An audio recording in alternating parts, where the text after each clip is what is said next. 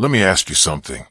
Why do some people seem invincible while others crumble under the slightest pressure? It's not luck. It's not genetics. It's not some mysterious gift they were born with. It's mental strength. And most people never build it. They go through life avoiding discomfort, chasing shortcuts, running from challenges, making excuses. And then they wonder why everything feels so hard, why they can't stick to anything, why they always quit when things get tough. But not you. Not after this. By the time you finish this audiobook, you're going to understand exactly how to build a mind so strong that nothing can break you. Not failure, not rejection, not pain, not fear, nothing. You're going to stop being the person who makes excuses and starts being the person who gets results. You're going to stop doubting yourself and start trusting yourself. You're going to stop being weak and start being dangerous. Because here's the truth. Mental strength is the difference between people who achieve extraordinary things and people who spend their whole life wondering what if. And it's completely trainable. Your mind is like a muscle. Right now it might be weak, soft, undeveloped, but if you're willing to put in the work, you can turn it into something unstoppable. Are you ready? Good. Let's build you into someone who can't be broken. Part 1. The Foundation. Chapter 1. What mental strength actually is. Let's start with what mental strength actually is, because most people get this wrong. Mental strength isn't about being emotionless. It's not about being hard or cold or shutting down. That's not strength. That's avoidance. Real mental strength is this: the ability to do what needs to be done regardless of how you feel. That's it. Simple but not easy. Think about that. Regardless of how you feel. Not when you feel motivated. Not when you feel confident. Not when conditions are perfect. Regardless. You don't feel like working out. You do it anyway. You're scared to have that difficult conversation. You have it anyway. You want to quit. You keep going anyway. That's mental strength. The gap between what you feel like doing and what you actually do. That's where strength is built. Most people are slaves to their emotions. They only take action when they feel like it, when they're motivated, when they're in the mood. And that's why they stay weak. Because feelings are unreliable. Motivation comes and goes. Moods change every few hours.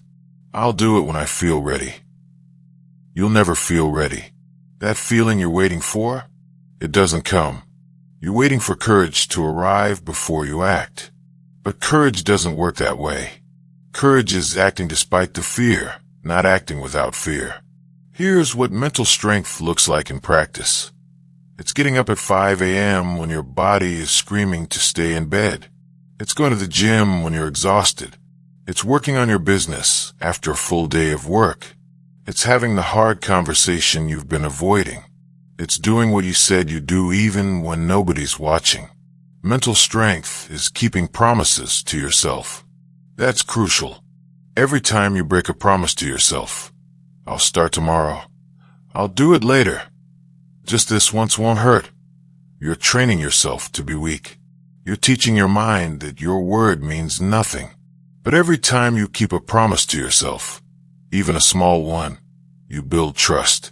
You prove to yourself that you're reliable, that you're strong, that you can depend on yourself.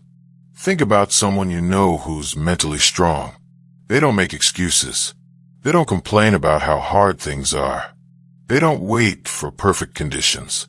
They just do what needs to be done. Every day. Consistently. Regardless. That's what you're building toward. A mind that doesn't negotiate with discomfort. A mind that doesn't quit when things get hard. A mind that simply executes. Here's the good news. You already have everything you need to build this. You don't need special equipment. You don't need a coach. You don't need permission. You just need to start choosing discomfort over comfort. Challenge over ease. Action over excuses. But here's the warning. Building mental strength is uncomfortable. It requires you to do things you don't want to do. to face things you'd rather avoid, to push through when every instinct is screaming at you to stop. Most people quit as soon as it gets uncomfortable. They try for a week, maybe a month, then go back to their old patterns. Because discomfort is, well, uncomfortable. And we're wired to avoid discomfort. But that wiring is exactly what you're going to override. You're going to teach your mind that discomfort isn't dangerous, that it's where growth happens, that it's where strength is built. Mental strength isn't about being fearless. It's about acting despite fear. It's not about never feeling weak. It's about pushing forward even when you feel weak. It's not about never doubting yourself. It's about taking action despite doubt. Your feelings don't have to change for you to be strong. You can be scared and still act. You can be tired and still work. You can be uncertain and still move forward. That's mental strength. So stop waiting to feel strong. Start acting strong. The feelings follow the actions, not the other way around. Chapter 2. Why most minds are weak. Here's a hard truth. Most people have weak minds. Not because they're bad people. Not because they're lazy or stupid. But because they've been training their minds for weakness without realizing it. Every time you hit the snooze button, you're training for weakness. Every time you skip the workout you planned, you're training for weakness. Every time you say, "I'll start tomorrow," you're training for weakness. These seem like small things, insignificant decisions, but they add up, they compound, and over years, they create a mind that can't handle resistance, can't push through discomfort, can't stick to anything hard. Think about how most people live. They wake up late, hit snooze 3 times, rush through their morning, eat whatever's easy, spend their day reacting to everyone else's priorities, waste hours on social media, watch TV until they pass out, repeat. Where in that routine is mental strength being built? Nowhere. They're on autopilot, taking the path of least resistance, choosing comfort over challenge every single time. And then they wonder why life feels hard, why they can't accomplish anything meaningful, why they feel weak and uncertain. It's because they've trained themselves to be weak. But I'm just not naturally disciplined. Wrong. Nobody's naturally disciplined. Discipline is built. It's a skill. And like any skill, you develop it through practice. The problem is you've been practicing weakness. Here's what creates weak minds: constant comfort. Our modern world is designed to make everything easy. Instant gratification everywhere. Food delivered to your door. Entertainment on demand. Everything optimized to require 0 effort. And your mind adapts. It gets used to easy. It expects easy. So when something hard comes along, and hard things always come along, you're not equipped to handle it. Your mind has no reference point for sustained difficulty. Weak minds are also created by avoidance. You avoid difficult conversations. Avoid hard workouts. Avoid challenging projects. Avoid anything that makes you uncomfortable. And with each avoidance, you teach your mind that discomfort is dangerous, that it should be escaped. But discomfort isn't dangerous. It's necessary. It's where all growth happens. By avoiding it, you're not protecting yourself. You're keeping yourself weak. Here's another creator of weak minds: the excuse habit. Every time you make an excuse, you're choosing weakness. I'm too tired. I don't have time. I'm not good enough. I'll start when conditions are better. These excuses feel like reasons. They feel valid. But they're just your mind trying to stay comfortable. And every time you accept an excuse as valid, you reinforce the pattern. You teach your mind that excuses are acceptable. Strong minds don't make excuses. They find solutions. Weak minds make excuses. They find reasons why they can't. Think about the people you know who accomplish meaningful things. Do they make excuses? No. They have the same 24 hours as everyone else. The same obstacles. The same challenges. but they don't let excuses stop them. Here's what else creates weakness: constant entertainment and distraction. Your mind needs space to think, to process, to strengthen. But if you're constantly consuming social media, news, videos, games, your mind never gets that space. It stays in reactive mode, passive mode, weak mode. You're not building anything. You're just consuming. And consumption doesn't build strength. Creation does. Challenge does. Discomfort does. Most people's minds are weak because they've been pampered, protected from difficulty, shielded from discomfort, and like a muscle that's never used, their mind is atrophied. But here's the good news: weakness isn't permanent. Just because your mind is weak now doesn't mean it has to stay weak. You can rebuild it, strengthen it, transform it. But you have to stop the behaviors that created weakness in the first place. Stop hitting snooze. Stop making excuses. Stop avoiding discomfort. Stop choosing easy. Stop consuming constantly. Stop running from challenges. Start doing hard things. Start keeping promises to yourself. Start choosing discomfort. Start building instead of consuming. Start facing challenges instead of avoiding them. Your mind will resist. It's used to comfort. It will throw every excuse at you, every justification, every reason why you should stay comfortable. Ignore it. Push through. Do the hard thing anyway. That's how you begin to rebuild. Chapter 3. The Psychology of Mental Toughness. Let's get into the psychology. Why does mental toughness work? What's actually happening in your brain when you build mental strength? Your brain is designed to keep you safe, not happy, not successful, safe. And in your brain's view, safe means comfortable, familiar, predictable. That's why it resists change, resists challenge, resists discomfort. Every time you try to do something hard, your brain sends warning signals. This is uncomfortable. This might be dangerous. We should stop. That's not weakness. That's your brain doing its job.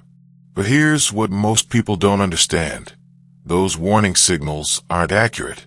Your brain can't tell the difference between actual danger and simple discomfort. To your brain, a hard workout and a physical threat trigger similar responses. So when you're pushing through a difficult workout and your brain is screaming at you to stop, that's not because you're in danger. It's because you're uncomfortable. Your brain wants you to go back to comfortable, to safe, to easy. Mental toughness is overriding that signal. It's teaching your brain that discomfort is okay, that you can handle it, that it's not dangerous. And here's what happens when you consistently override that signal. Your brain adapts. It learns. Oh, we did that hard thing and nothing bad happened. We're okay. Maybe discomfort isn't dangerous. This is called neuroplasticity. Your brain literally rewires based on your experiences. Every time you push through discomfort, you're building new neural pathways, pathways that associate challenge with growth rather than danger. Think about this. The first time you do something hard, it's terrifying. Your brain is throwing every warning at you. But if you do it again and again, it gets easier. Not because the task changed, because your brain changed. It adapted. That's what you're doing when you build mental toughness. You're rewiring your brain, teaching it new patterns, new responses, new associations. Here's another key piece, the comfort zone. You've heard this term, but what is it really?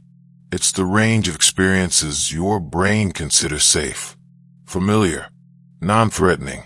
When you stay in your comfort zone, you feel good, calm, relaxed, but you don't grow. Growth happens outside your comfort zone, in the discomfort zone.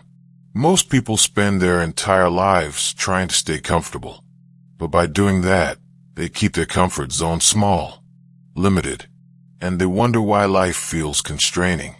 The way to expand your comfort zone is to deliberately step outside it, regularly, consistently.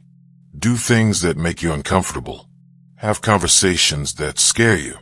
Take on challenges that feel too big. Face fears you'd rather avoid.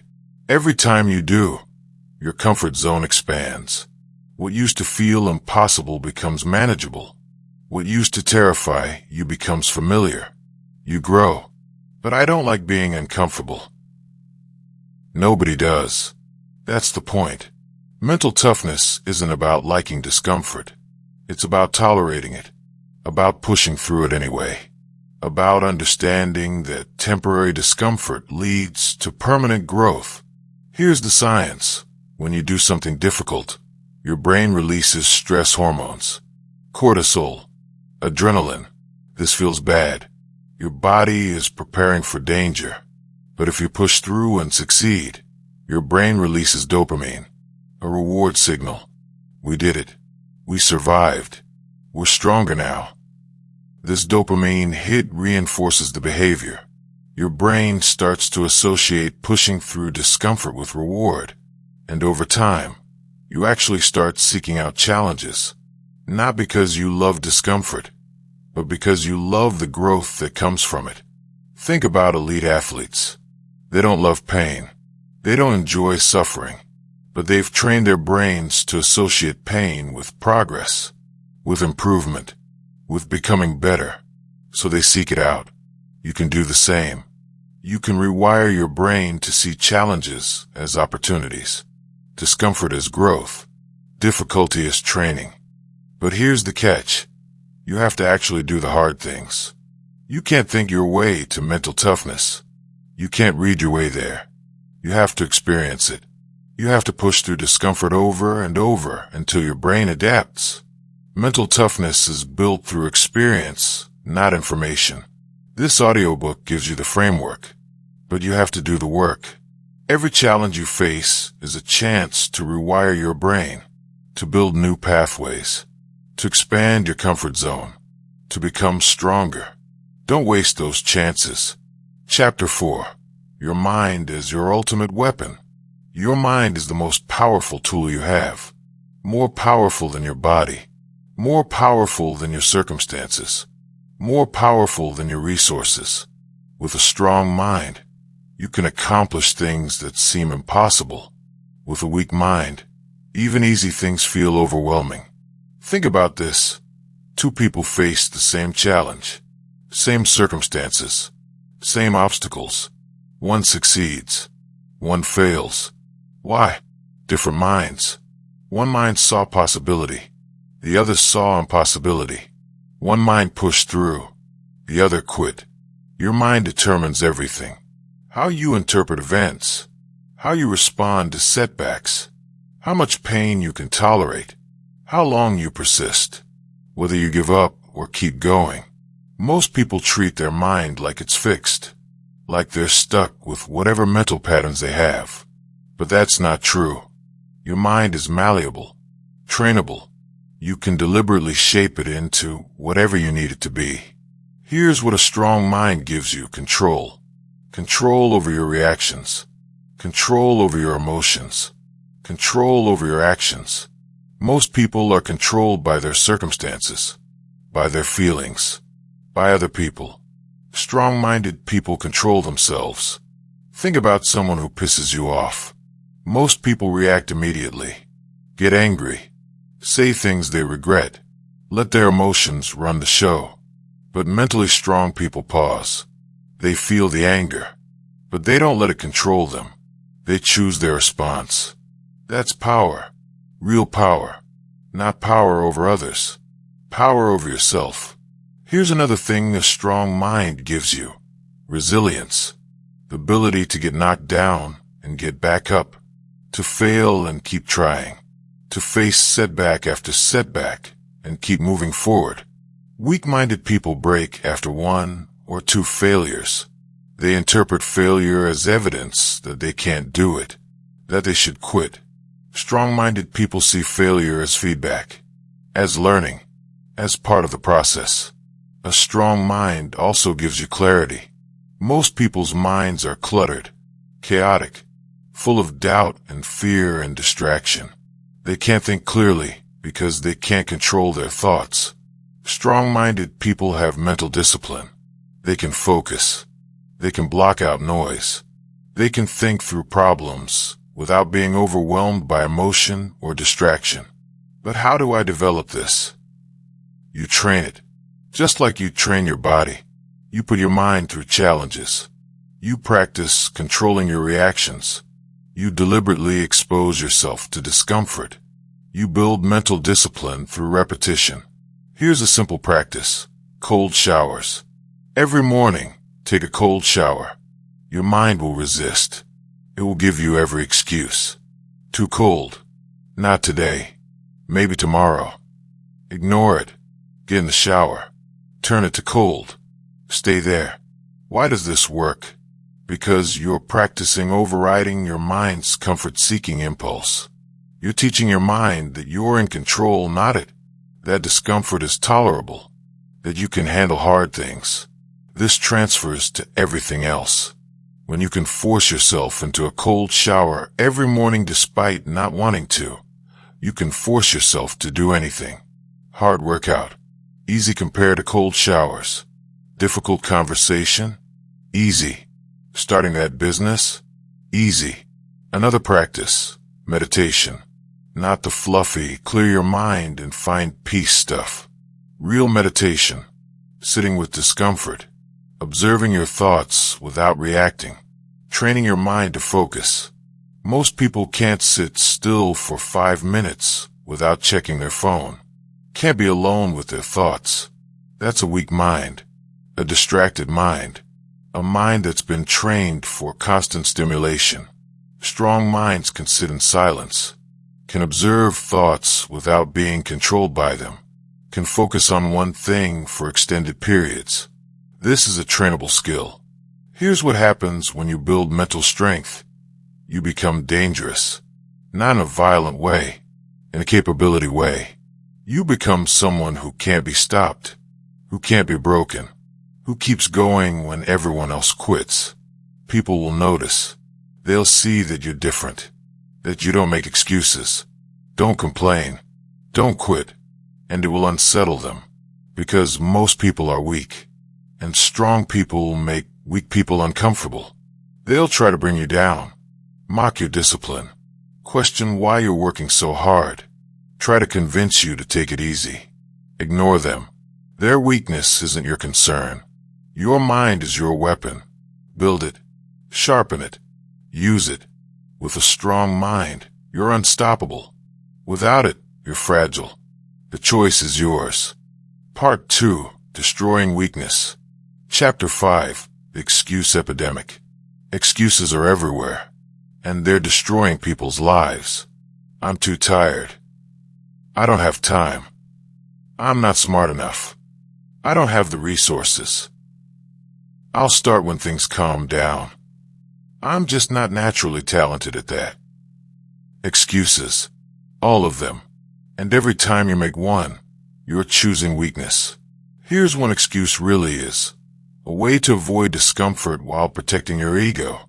You want to avoid doing the hard thing, but you don't want to admit you're avoiding it. So you create a reason that sounds valid. I would go to the gym, but I'm too tired. Translation. I don't want to go to the gym because it's uncomfortable, but I don't want to admit that, so I'm blaming my tiredness.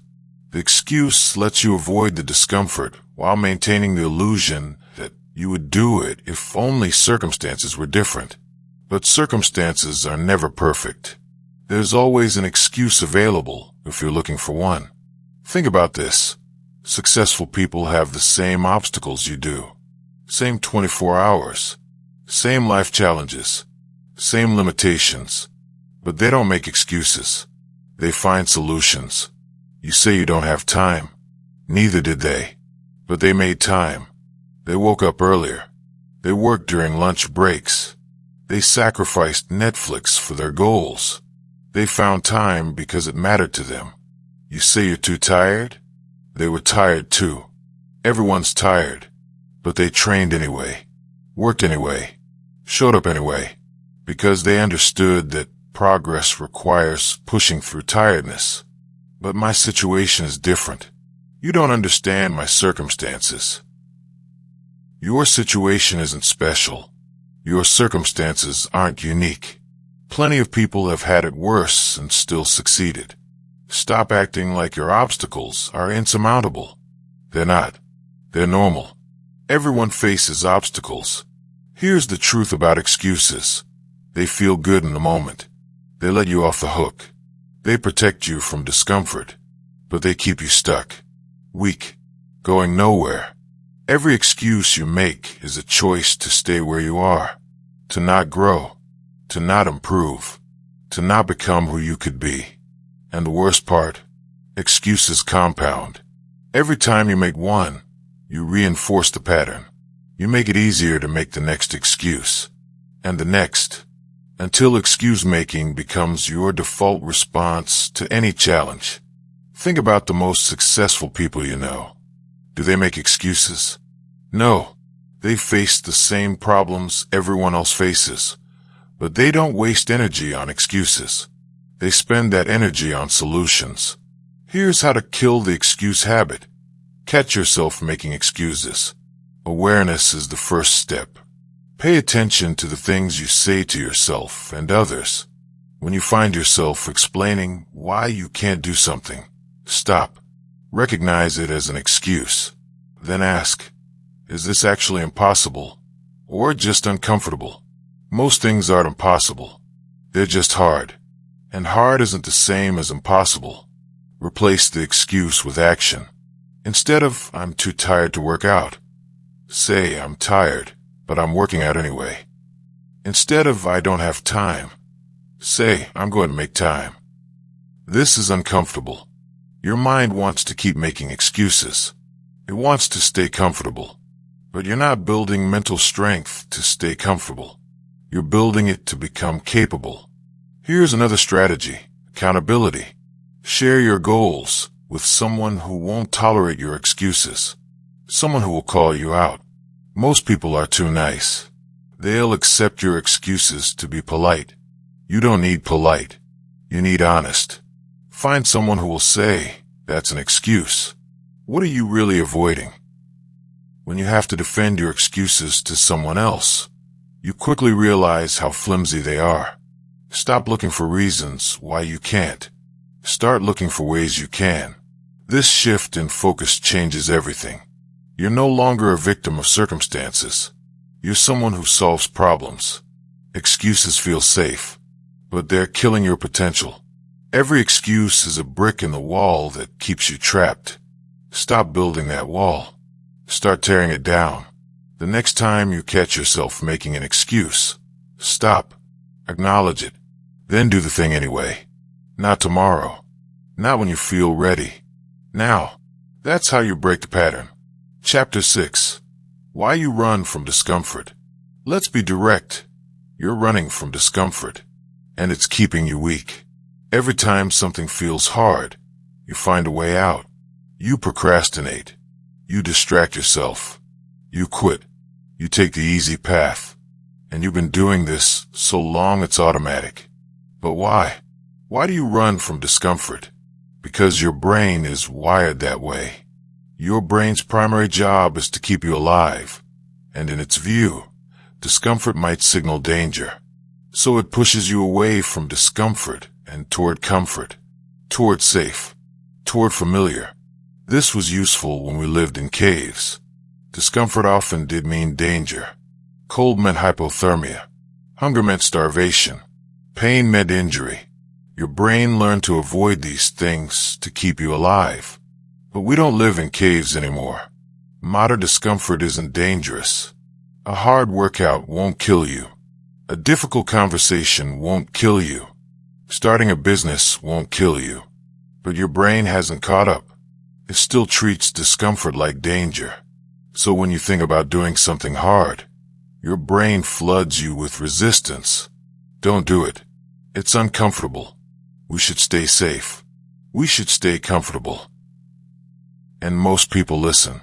They mistake the discomfort for a real threat. They think this feels bad, so I shouldn't do it. But that's backwards. The discomfort is the signal that you're growing. that you're pushing your limits, that you're building strength. But I hate being uncomfortable.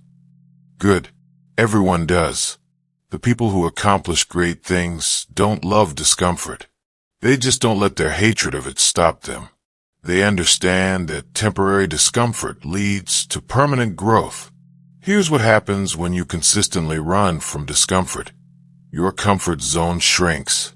You become less capable, more fragile, more afraid. The more you avoid discomfort, the more threatening it becomes. Think about someone who never exercises. The thought of going to the gym terrifies them. Why? Because they've avoided it so long that it's become this huge, scary thing. But to someone who works out regularly, the gym isn't scary. It's just part of life. That's what avoidance does. It makes things scarier than they are. It turns molehills into mountains. And the longer you avoid, the bigger and scarier things become. But here's what happens when you stop running. You discover that discomfort isn't that bad. It's temporary. It's tolerable. And on the other side of it is growth. Let me give you an example. Cold showers. Most people are terrified of cold showers.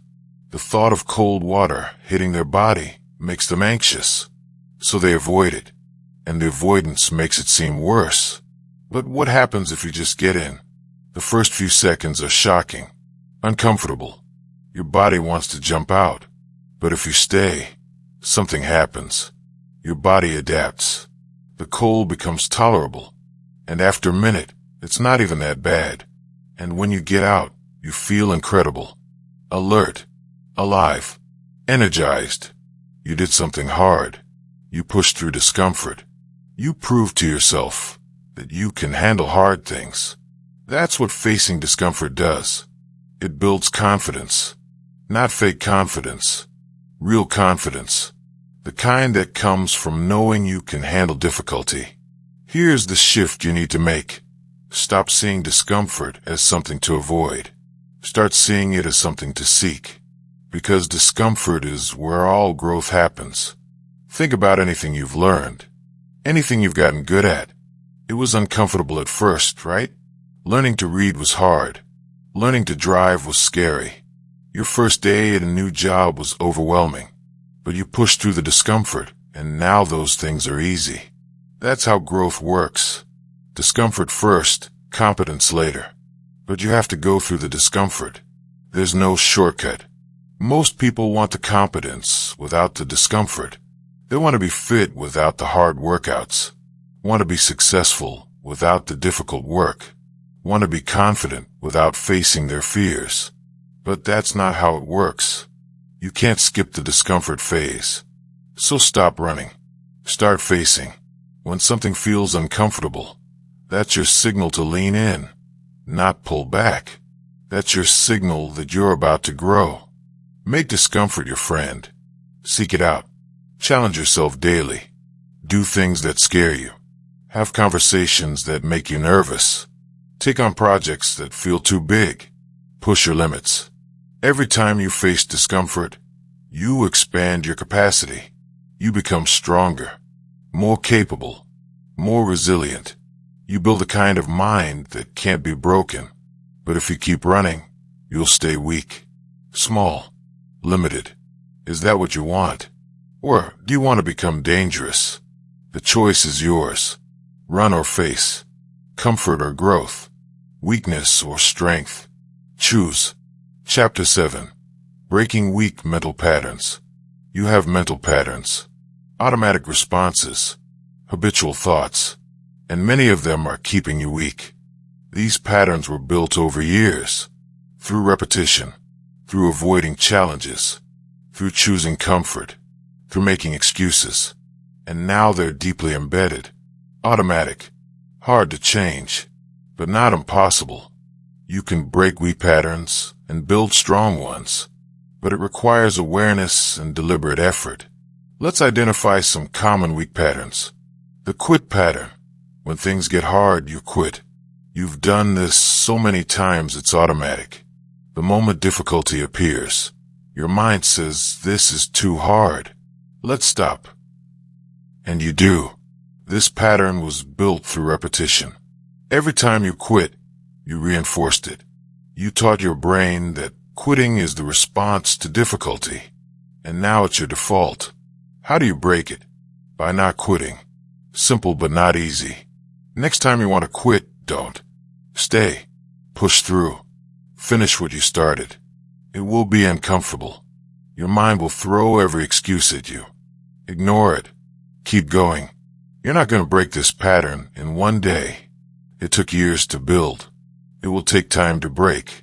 But every time you push through when you want to quit, you weaken the quit pattern and strengthen the persist pattern.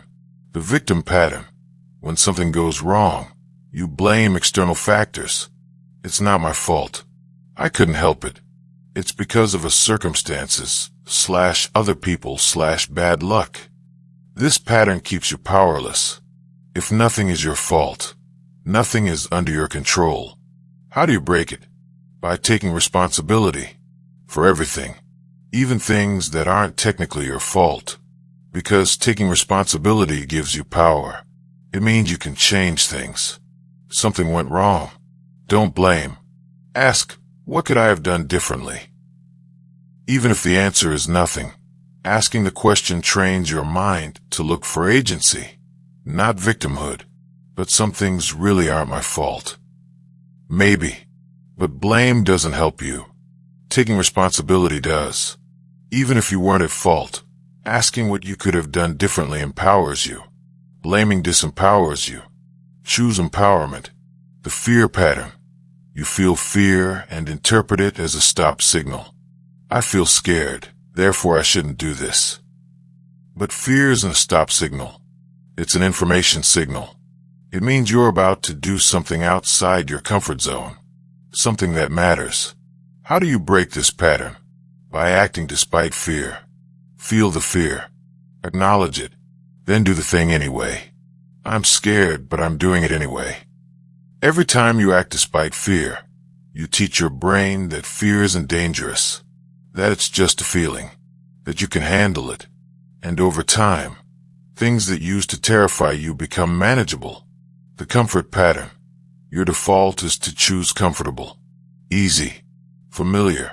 When faced with a choice between hard and easy, you automatically pick easy. This pattern keeps you stagnant. How do you break it? By deliberately choosing discomfort. Make it a rule. When you're choosing between comfortable and uncomfortable, pick uncomfortable. Not because it feels good, because it builds strength. Comfortable route or challenging route. Choose challenging. Easy workout or hard workout. Choose hard. Difficult conversation or avoidance. Choose difficult. This feels backwards. Every instinct says to choose comfortable. But that's the old pattern. You're building a new one. The instant gratification pattern. You choose short-term pleasure over long-term benefit. Scrolling instead of working. Junk food instead of healthy food. Netflix instead of learning. This pattern is reinforced by our modern world. Everything is designed for instant gratification. How do you break it? By practicing delayed gratification. Do the hard thing first. Get your important work done before you allow pleasure. Eat healthy first. Then, if you still want junk, you can have it. But priorities first. This is painful initially. Your brain is used to instant gratification. It throws tantrums when you delay pleasure. But if you consistently prioritize long-term benefit over short-term pleasure, the pattern shifts. Here's the key to breaking all these patterns: awareness and repetition. You can't change what you don't notice. So start paying attention to your automatic responses. When you notice a weak pattern, consciously choose differently. One different choice doesn't break a pattern, but repeated different choices do. Every time you choose differently, you weaken the old pattern and strengthen the new one. Do this enough times, and the new pattern becomes automatic. This is how you reprogram your mind. Not through motivation, not through inspiration, through consistent, deliberate practice of new responses. Over time, strength becomes your default instead of weakness. Chapter 8. Confronting your fears. Fear is running your life, and you don't even realize it. Most of your decisions are fear-based. You don't start the business because you're afraid of failure. Don't have the conversation because you're afraid of conflict. Don't take the risk because you're afraid of loss. Don't pursue the goal because you're afraid of disappointment. Fear is in the driver's seat. You're just a passenger, and that needs to change. Let's be clear. Fear isn't going away. Everyone feels fear. Successful people, failures, strong people, weak people, everyone. The difference is that strong people act despite fear. Weak people let fear stop them. But I'm so afraid. I can't do it. Yes, you can. You're just choosing not to. Fear doesn't physically prevent you from doing anything. It's uncomfortable, but it doesn't have actual power over your body. You give it power by obeying it. Think about the last time you let fear stop you. What was the actual consequence? Probably just discomfort. You felt scared, so you avoided the thing. You didn't die. You weren't actually in danger. You just felt uncomfortable, and you let that discomfort control you. Here's what you need to understand. Fear is a feeling. It's not reality. It's not a prediction. It's not truth. It's just an emotional response. And like all emotions, it's temporary. It comes and goes. The problem is you treat fear like it's providing accurate information. I feel scared, therefore this is dangerous. But fear isn't accurate. It can't tell the difference between actual danger and perceived danger. Your brain sounds the same alarm for a hard conversation as it does for a physical threat. Same fear response. But one is actually dangerous. The other is just uncomfortable. Learn to distinguish between the two. Here's how to start confronting fears. Make a list. What are you afraid of? Be honest. Write down everything. Fear of failure. Fear of judgment. Fear of rejection. Fear of being alone. Fear of success. Fear of looking stupid. All of it. Now look at that list. These fears are controlling your decisions. They're keeping you small, limited, stuck. As long as you let them run your life, you'll never become who you could be. Pick one fear, the smallest one, something that scares you but isn't overwhelming. Maybe it's asking a question in a meeting. Maybe it's going to the gym. Maybe it's posting something online. Whatever it is, commit to facing it this week. Then do it. Not perfectly. Not confidently. Scared. Do it scared. Feel the fear and do it anyway. What happens? The fear spikes right before you do it. Your heart races. Your hands shake. Your mind screams at you to stop. Then you do it. And nothing bad happens. The fear was lying. It was just discomfort. After you do it, the fear decreases. Your brain realizes, oh, we did that and survived. Maybe it's not dangerous. You've just weakened that fear's grip on you. Now do it again. And again. Keep facing that fear until it's no longer frightening. Until it's normal. Until your brain has completely accepted that it's not dangerous. Then pick the next fear on your list. Repeat the process. One fear at a time. You reclaim your life from fear's control. This is uncomfortable. Your brain will resist. It will offer every excuse. Not today. Tomorrow. When you're ready. This is too much. Ignore it. Do it anyway. Here's something powerful. Fear loses its power when you face it. The things you've been avoiding for years, once you face them, they're usually not that bad. The anticipation is worse than the reality.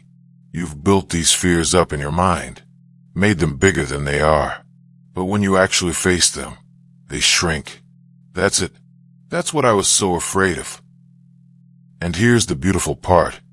Every fear you conquer makes you braver, stronger, more confident.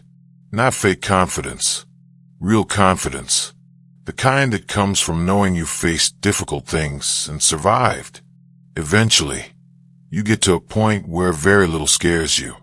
Not because you're fearless, but because you've proven to yourself that you can handle fear, that you can act despite it. That fear has no real power over you. That's freedom. Real freedom. Not freedom from fear. You'll always feel it. But freedom from letting fear control you. That's what mentally strong people have. And you can have it too. Stop running from your fears. Start facing them. One by one. Deliberately. Consistently. That's how you build unshakable courage. Part 3. Building core strength. Chapter 9. The discipline architecture. Let's talk about discipline. Because without discipline, everything else falls apart. Discipline is the foundation of mental strength. It's the ability to do what needs to be done regardless of how you feel. And it's completely trainable. Most people think discipline is something you're born with. I'm just not a disciplined person. Wrong. Nobody's born disciplined. It's a skill. You build it through practice. Here's how discipline works. It's making a decision once and then executing on it repeatedly without renegotiating. You decide you're going to work out every morning. That's the decision. Now you just execute. Every morning. No negotiation. The problem is most people renegotiate every time. Should I work out today? I'm tired. Maybe I should rest. I worked out yesterday. I'll do it tomorrow. That's not discipline. That's negotiating with yourself. Discipline means the decision is made. There's nothing to negotiate. It's Monday morning. You work out. That's it. No debate. No discussion. Just execution. But what if I really am too tired? Then you work out tired. That's discipline. Doing it regardless of how you feel. If you only work out when you feel like it, that's not discipline. That's motivation. And motivation is unreliable. Here's how to build discipline. Start small. Don't try to overhaul your entire life at once. Pick one small thing and be disciplined about it. Maybe it's making your bed every morning. Maybe it's drinking water first thing. Maybe it's 10 push-ups. Something small but consistent. Then do it. Every single day. No exceptions. No negotiations. You make your bed every morning, whether you feel like it or not. This seems trivial. It's not. You're training discipline. Once that's automatic, you don't even think about it anymore. You just do it. Add another small discipline. Maybe cold showers. Maybe reading 10 pages. Build gradually. The key is consistency. Discipline isn't about intensity. It's about showing up every day. Doing the thing whether you feel like it or not. That's what builds the discipline muscle. Think about discipline like compound interest. One day of discipline doesn't matter much, but 365 days of discipline transforms your life. The compound effect is massive. Here's what discipline gives you: freedom. This sounds backwards. How does discipline, which is about rules and structure, give you freedom? Because discipline in the important areas gives you freedom in everything else. If you're disciplined about your health, you're free from worrying about it. If you're disciplined about your work, you're free from guilt and stress. If you're disciplined about your finances, you're free from money anxiety. Discipline creates the foundation that makes everything else easier. Without it, everything is chaos.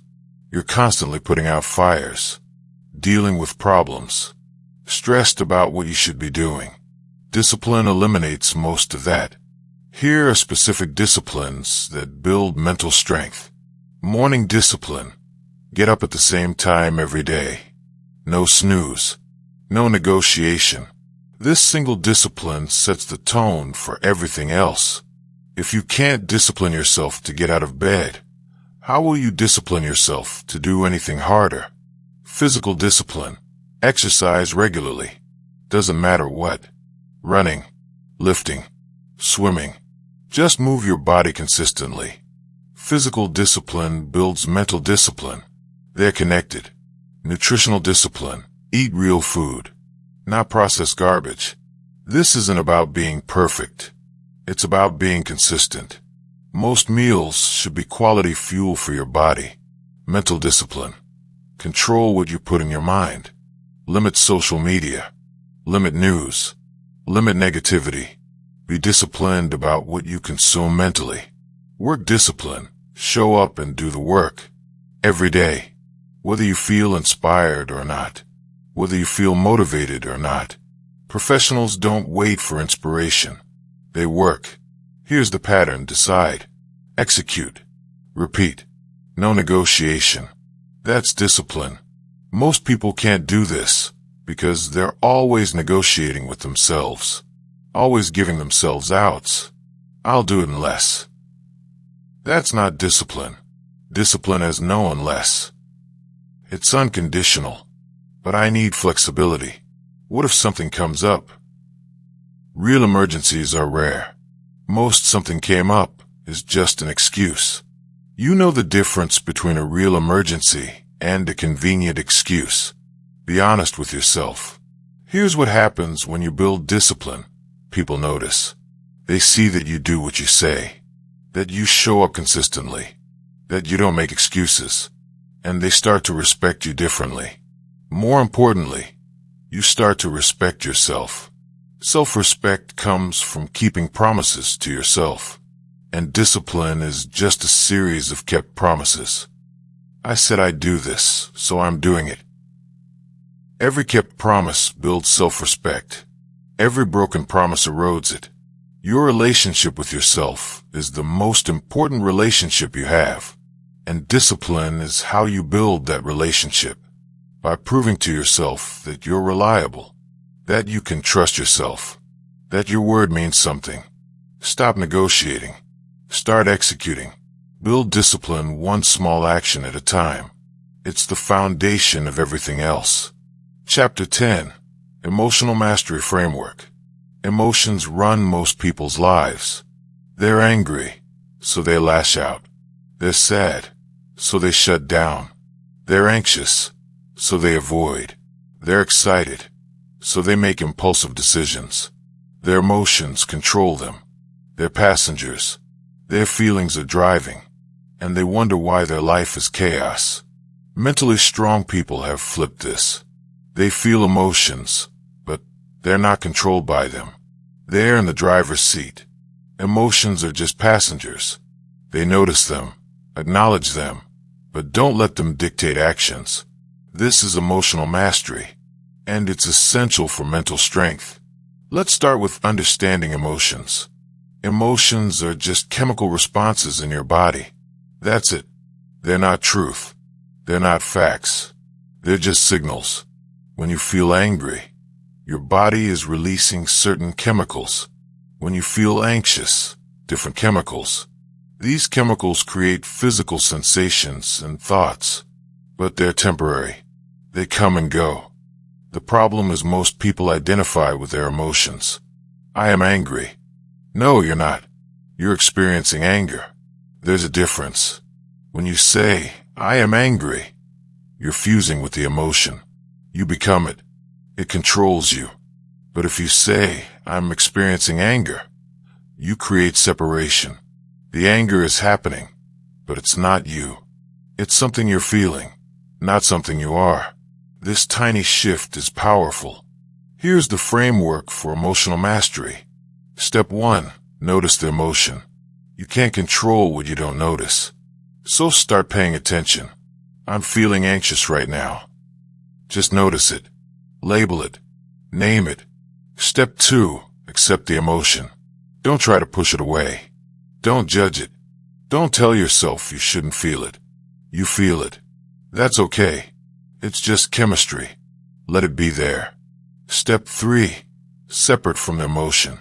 You're not the anger. You're not the sadness. You're the person experiencing these things. Create that separation. I'm noticing anxiety in my body right now. Step 4. Choose your response. This is where power comes in.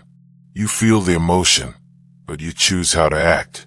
You can feel angry and still respond calmly. You can feel scared and still move forward. You can feel sad and still show up. Most people skip straight from feeling to reacting. They feel angry, they act angry. They feel scared, they avoid. There's no gap between feeling and action. That's being controlled by emotions. Emotional mastery is creating that gap. Feeling gap, chosen response. And that gap is your power. But I can't help how I feel. You can't control the first wave of emotion. Something happens. You feel something. That's automatic. But you absolutely can control what happens next. You can control whether you feed that emotion or let it pass. You can control your response. Here's a practice, the 90-second rule. Scientists have found that the chemical response of an emotion lasts about 90 seconds in your body. After that, if the emotion continues, it's because you're recreating it with your thoughts. So when you feel a strong emotion, wait 90 seconds. Don't react. Just observe. Feel it in your body. Where is it? What does it feel like? Just notice. After 90 seconds, the intensity drops. The chemical wave passes. Now you can think clearly and choose your response. This prevents reactive decisions. You're not acting from the peak of emotion. You're letting it pass and then deciding what to do.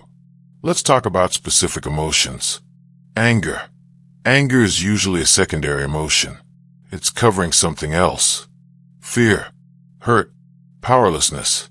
When you feel angry, ask, what's underneath this? Usually, you'll find a real issue. Anger wants you to lash out, to attack, to defend, but that rarely helps. Instead, feel the anger. Let it be there. Then respond from a place of clarity, not heat. Fear. Fear is trying to protect you. It sees threat. It's trying to keep you safe. But it's often wrong about what's actually dangerous. Feel the fear. Thank it for trying to help. Then make a logical decision about whether there's real danger or just discomfort.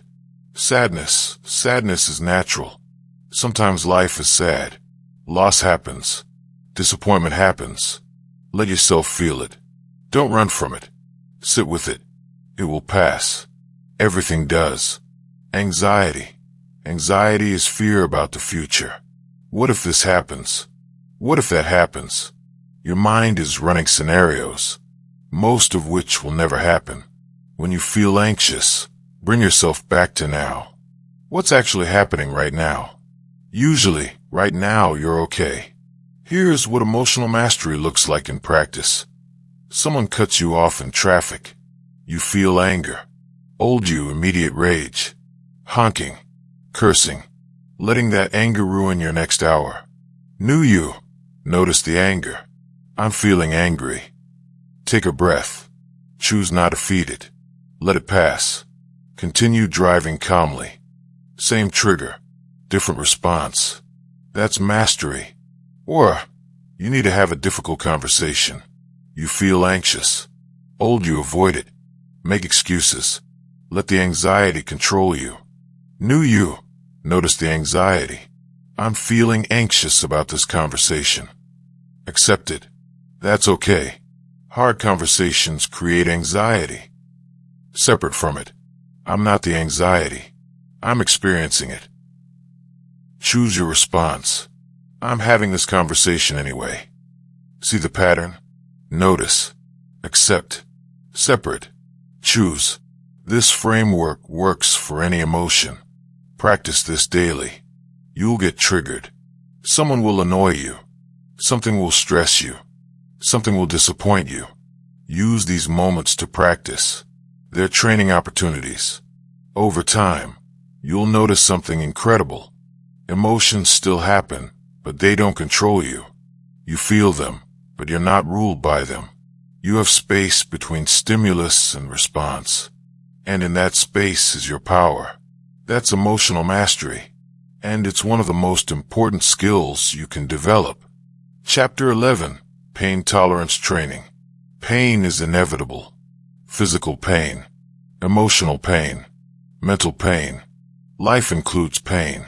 You can't avoid it. But you can build your tolerance for it. And that tolerance is what separates people who accomplish great things from people who quit at the first sign of discomfort. Think about anyone who's achieved something significant. Athletes, entrepreneurs, artists, scientists. They all have high pain tolerance.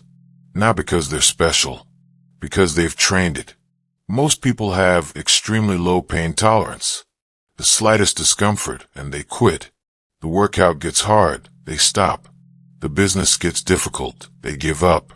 The skill gets frustrating, they move on to something easier. They've trained themselves for low pain tolerance, and that keeps them stuck. Because anything worth doing involves pain, sustained discomfort, periods where it sucks and you want to quit.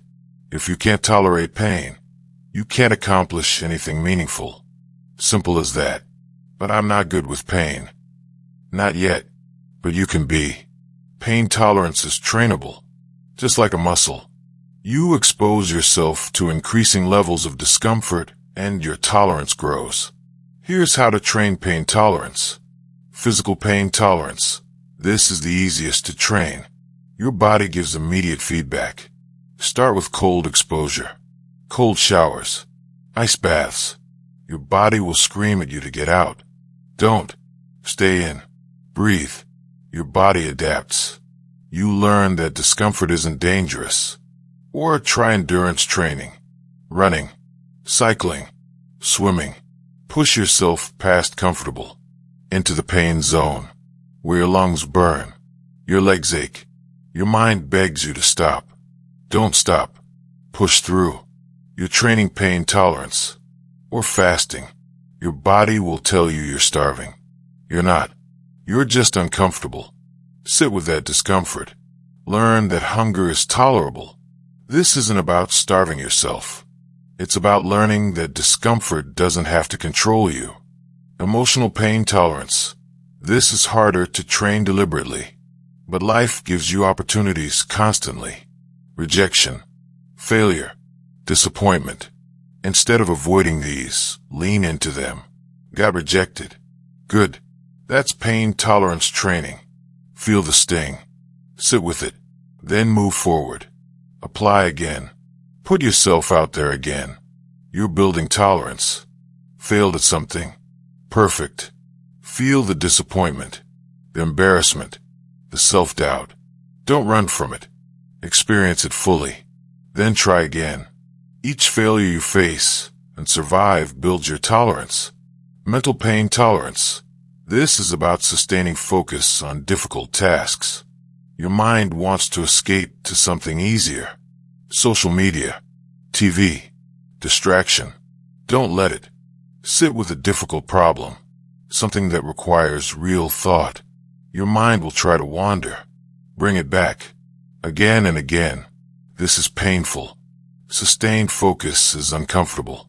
But that discomfort is training. Or try meditation. Real meditation, where you sit in silence with your thoughts. No distractions. Your mind will go crazy. It will throw everything at you. Boredom, anxiety, discomfort. Sit with it all. Don't escape. You're training mental pain tolerance. Here's what happens as you build pain tolerance. Things that used to break you become manageable. Challenges that used to seem impossible become hard but doable. You develop the ability to push through sustained discomfort. And this changes everything. Because now you can do things that require long-term discomfort. Building a business, getting in shape, learning a difficult skill, writing a book, getting a degree. All of these require sustained pain tolerance. Most people quit because they can't tolerate the pain long enough. They start strong, hit discomfort, and quit. Then they start something else. Same cycle. They never push through because they never built the tolerance. But you're different. You're training your tolerance. So when things get hard, and they will, you don't quit. You remember, I've trained for this. I can handle discomfort. This is just pain. It's temporary. But won't this make me numb? Make me not feel things? No, you're not numbing yourself. You're building capacity. You still feel pain. You just don't let it control you. You can feel discomfort and still function. That's different from being numb. Here's a warning. Don't be stupid. Pain tolerance doesn't mean ignoring injury. If you're physically injured, stop. If you're emotionally traumatized, get help. Pain tolerance is about pushing through discomfort, not damaging yourself. Learn the difference between pain that means this is hard and pain that means this is harm. The first, push through. The second, stop and address. Train your pain tolerance deliberately, regularly. Don't wait for life to force it. Build it proactively. That way, when real challenges come, and they will, you're ready. You've already trained. The pain doesn't break you because you've built the capacity to handle it. This is what makes you dangerous. Not talent, not intelligence. Pain tolerance. The ability to keep going when everyone else quits. That's the ultimate competitive advantage. Chapter 12. Building bulletproof confidence. Real confidence isn't what most people think it is. It's not feeling good about yourself. It's not positive self-talk. It's not affirmations in the mirror. Real confidence is knowing you can handle whatever comes. Not because you're perfect. Not because you won't fail. But because you've proven to yourself that you can face difficulty and figure it out. That's bulletproof confidence. And it's built through experience, not thought. Let's start with what confidence isn't. Confidence isn't arrogance. Arrogance is thinking you're better than others. Confidence is knowing your capabilities. Big difference. Confidence also isn't the same as feeling confident. You can be confident and still feel nervous. Confidence is knowing you'll handle it despite the nervousness. Most people wait to feel confident before acting. I'll start that business when I feel confident about it. But that's backwards. You don't get confident and then act. You act and then get confident. Confidence comes from evidence. You need proof that you can do hard things. Where does that proof come from? From doing hard things. Not from thinking about them. Not from preparing endlessly. From actually doing them. But I don't feel confident enough. You never will. Confidence comes after action, not before. You have to do the thing scared. Do it poorly at first. Fail a few times. Learn. Improve. Then, after you've done it multiple times, confidence emerges. Here's how to build bulletproof confidence. Do hard things. Every time you face a challenge and overcome it, you build confidence. You add evidence to your internal database. I can handle hard things. Start small. Progressively increase difficulty. Each success builds on the last. Keep promises to yourself. Nothing builds confidence like self-trust. And self-trust comes from keeping promises to yourself. Say you'll work out at 6 a.m. Then do it. That kept promise is a deposit in your confidence account. Every broken promise withdraws confidence. I said I'd do this and I didn't. I can't trust myself. But every kept promise deposits confidence. I said I'd do this and I did. I can trust myself. Stack small wins. Confidence is built through accumulation. One workout doesn't make you confident, but 100 workouts do. One successful project doesn't make you confident, but 10 do. Stack wins. Let them compound. Learn from failure. Failure only destroys confidence if you interpret it wrong. If you fail and think, I'm not good enough, that erodes confidence. But if you fail and think, I learned something valuable, that builds confidence. Reframe failure as feedback, as data, as part of the process. Then failure doesn't threaten your confidence. It contributes to it. Develop competence. You can't fake your way to confidence. You need actual capability. So develop real skills. Get good at things. The better you get, the more evidence you have that you're capable. And evidence builds confidence. Face your fears. Nothing builds confidence like facing something that scares you and surviving. Every fear you confront proves to yourself that you're braver than you thought, that you can handle difficulty. That fear doesn't have to control you. Here's what bulletproof confidence looks like. You're about to do something difficult. You feel nervous, but underneath the nervousness is a solid foundation. I've done hard things before. I've failed and recovered. I've figured things out. I can handle this. That's not arrogance. It's earned confidence. Confidence built on a track record of handling difficulty. Compare that to fragile confidence. I can do this if everything goes perfectly. If I don't make mistakes. If nothing goes wrong. If people don't judge me. That's not confidence. That's hope. And it shatters the moment something doesn't go perfectly. Bulletproof confidence says, I can do this even if things go wrong. Even if I make mistakes. Even if I fail initially. Because I've proven to myself that I can handle adversity. See the difference? One is dependent on external conditions. The other is independent, self-sufficient, bulletproof. But I've failed so many times. How can I be confident? Those failures are exactly why you should be confident. You failed and you're still here. You survived. You learned. You got back up. That's evidence of resilience, of capability. Use it. Every failure that didn't break you is proof that you can handle failure. That's enormously valuable evidence.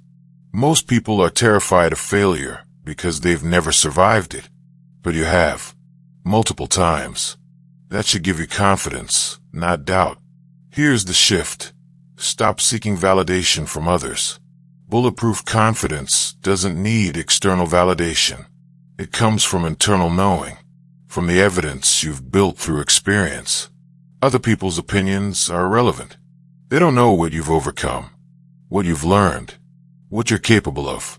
Only you know that. So only your assessment matters. Build your confidence on a foundation of kept promises, conquered fears, accumulated wins, and survived failures. That foundation is solid. Nothing can shake it. That's bulletproof confidence. And it's available to anyone willing to do the work. Chapter 13. Mental Conditioning Systems. Your mind needs conditioning. Just like your body. You don't go to the gym once and expect to be fit. You train regularly, consistently. Your mind works the same way. Mental conditioning is the systematic practice of strengthening your mind. Not randomly. Not when you feel like it. Systematically. With specific practices done regularly. Let's build your mental conditioning system. Practice 1. Daily discomfort. Every single day, do something uncomfortable. Doesn't have to be huge. Cold shower. Extra hard workout. Difficult conversation. Productive work session. Something that pushes you outside comfortable. This daily practice trains your mind that discomfort is normal, expected, manageable. Most people only face discomfort when forced to. You're choosing it deliberately. That builds mental toughness. Practice 2. Morning ritual. Start your day with intention. Before you react to anyone else's agenda, take control. Maybe it's meditation.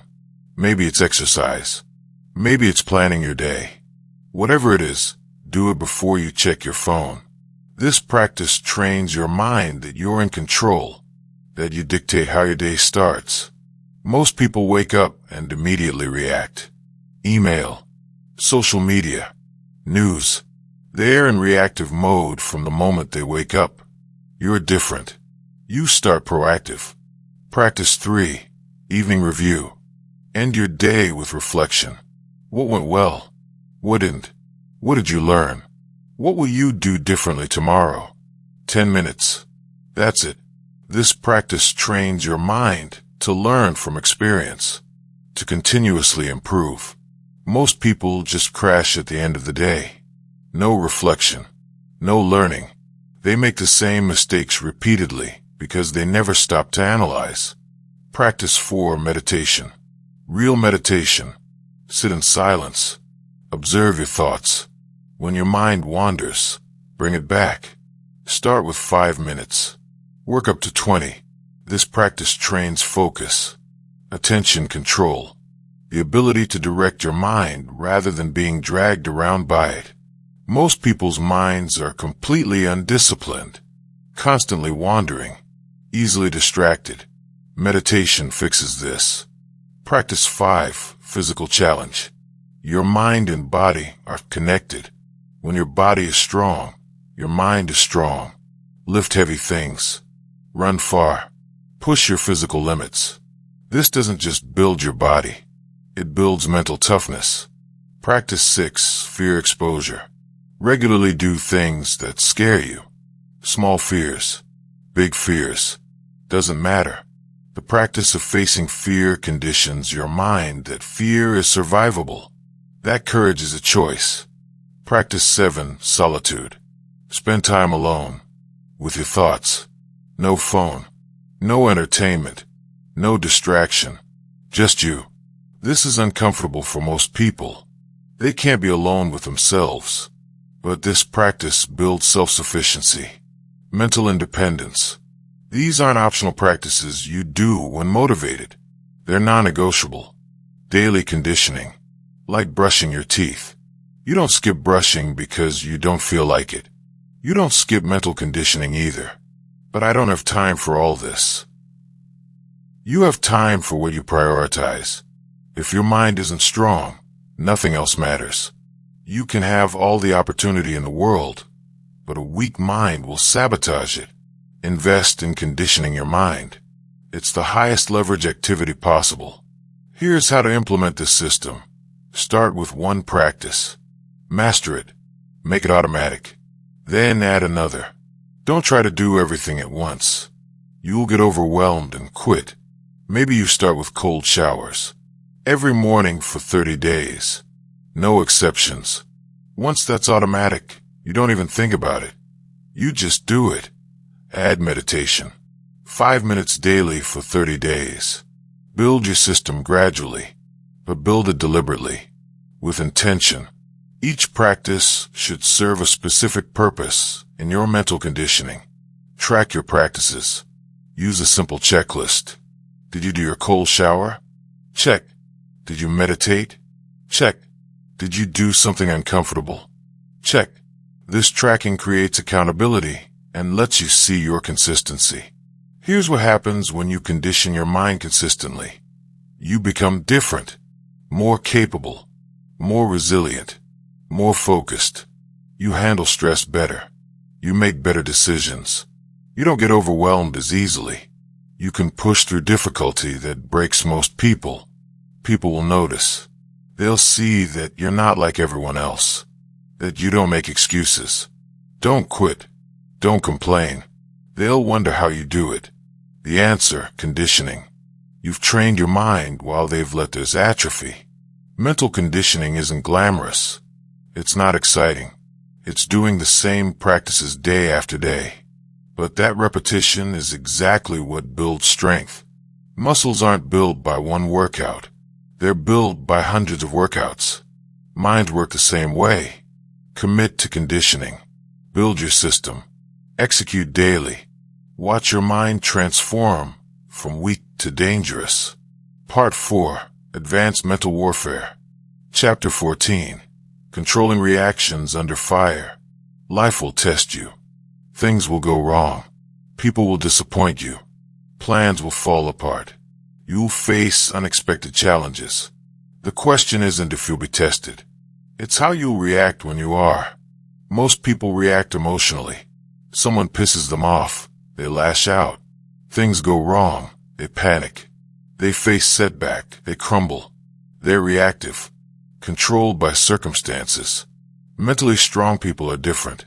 They're under fire constantly. Same challenges, same difficulties. But they don't react emotionally. They respond strategically. They maintain control. That's the difference between reacting and responding. Reacting is automatic, emotional, uncontrolled. Responding is deliberate, thoughtful, strategic. Here's how to control your reactions under fire. The pause. When something triggers you, pause. Don't react immediately. Take a breath. Count to 5. This tiny gap between stimulus and response is where your power lives. Most people skip the pause. Something happens. They react instantly. Anger triggers. They explode. Fear triggers. They panic. There's no gap. No control. The pause creates space. In that space, you can choose. You can think. You can decide how you want to respond rather than reacting automatically. Practice this constantly. Someone cuts you off in traffic. Pause. Breathe. Choose your response. Someone says something offensive. Pause. Breathe. Choose your response. Every trigger is practice. The reframe. When something goes wrong, immediately reframe it. Instead of "this is terrible," ask, "What's the opportunity here?" Instead of "why is this happening to me?" ask, "What can I learn from this?" This isn't toxic positivity. It's strategic thinking. Every situation has multiple interpretations. You can interpret it as disaster or as challenge, as problem or as opportunity. You get to choose the frame. Your interpretation determines your response. Interpret it as disaster, you'll panic. Interpret it as challenge, you'll strategize. Choose frames that empower you. Zoom out. When you're in the middle of difficulty, it feels overwhelming. Zoom out. Ask, will this matter in a year? In 5 years? In 10?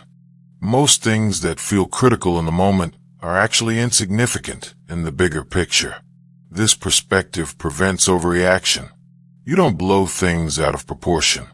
You maintain calm because you can see that this moment, no matter how intense, is just one moment in a much larger life. But some things really are serious. True, some things matter long term, but even those don't require emotional reaction. Actually, especially those. The more serious the situation, the more important it is to stay calm and think clearly. Panic doesn't help. Emotional reaction doesn't help.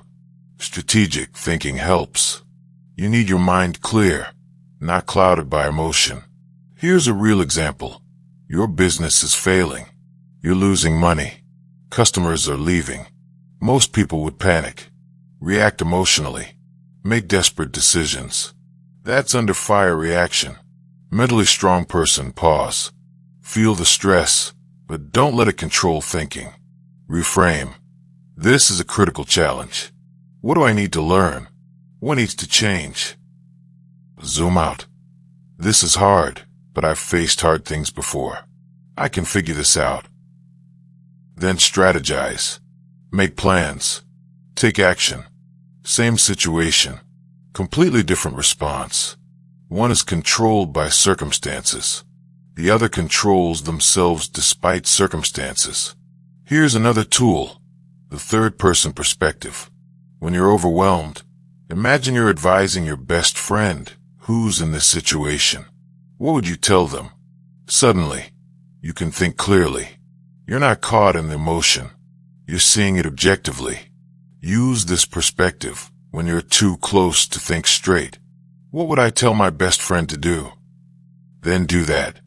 Practice controlling reactions in low-stakes situations. Don't wait for crisis.